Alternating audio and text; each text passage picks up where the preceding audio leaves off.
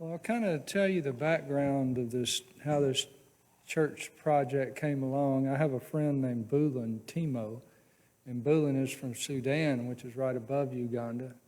And, when the guerrilla Muslims came down and pushed all the people out of South Sudan, a lot of them fled to Uganda, and there's refugee camps there. And Bulan was one of those guys, Lost Boys of Sudan. You've probably heard of that.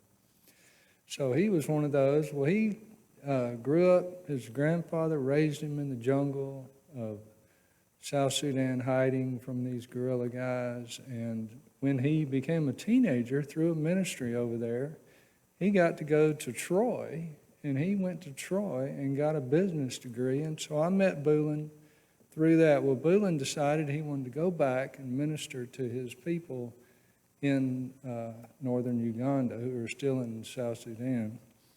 And so he became a good friend of mine, and I've kept in touch with him through the years. And so before I came to church here, we went over about 3 or 4 years ago and built a church for Bulan there in the refugee camp. And it was just wooden poles stuck in the ground the old African way. And then they put sticks in between, and they put mud in between those sticks there, kind of like lathing. And anyway, you could give $3,500 and they could build one of those buildings. So we raised the money, we went over there and we built one.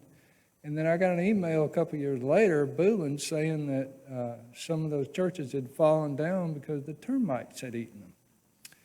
And when he was here this past summer, and he was at our house, and I was talking to him, I said, Bulan, that's not good for raising money for your supporters, telling them that the money they sent, the building had fallen down. And he said, yeah, I guess you're right about that. That's not too good. So I said, what if we came up with a design that would be termite proof or resistant? And so he and I talked, and we walked down to a little metal building I had behind my house, and he said, that'd be great. He said, what if you could do that but make it about twice as long? And so hence the size. We're going to be building a 23 by 40, which is basically a little bit larger 4-car garage. So we will be going and building the roof. We're going to go dig pier holes, concrete pier holes, set metal brackets that the welder is going to build for us. Hopefully they're already built. And then we'll put poles. They do have a treated utility pole. We'll put those poles in those brackets, and then the welder is building trusses for us. So they'll be 23 feet long, and we'll set those trusses on top of poles.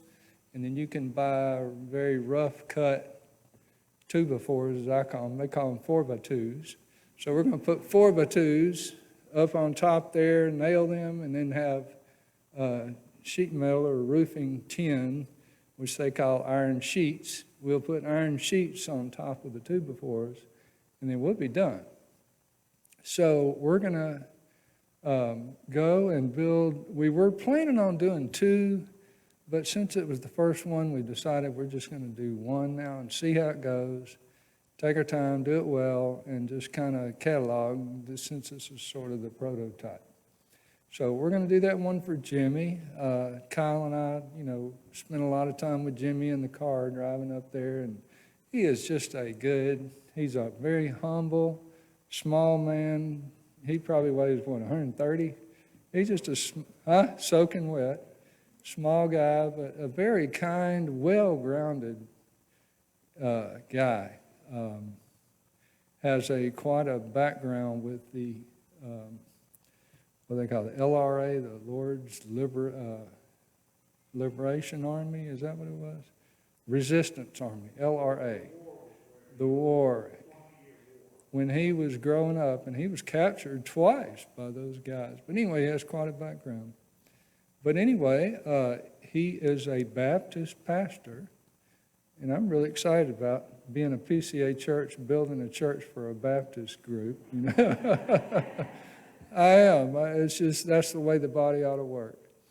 So we're going to go, and we are taking our tents, And there's 8 of us going. I'm taking Allison this time, and Mia and John, my 2 kids that are still at home, Kyle, his friend Alexander, and then a friend of mine, Mike Bush, that works at Alabama Power, and then his youngest boy, who is 18 years old, 6'4" boy. So there'll be 8 of us going. We're leaving Wednesday, 1 week from today. We're going to drive to Atlanta, fly over there, and then we'll have to drive all the way to northern Uganda one day, get there, and then set up our tent, set up our camp, and pour concrete Saturday. Spend Sunday with the church there, having church and resting. And then we'll spend Monday, Tuesday, Wednesday, and Thursday, and hopefully we can construct this building in those 4 days. It is the rainy season, so y'all can pray that we don't get just rained on the whole time. And pray for just our camping all the time. We don't get stepped on by an elephant or bit by a black mamba, you know. So it's going to be an interesting, rugged trip. And then we'll start heading back, spend the night, and maybe do a safari on the Nile River there. And so we're really excited about going. So we appreciate y'all supporting us and the money that y'all give and the prayer that y'all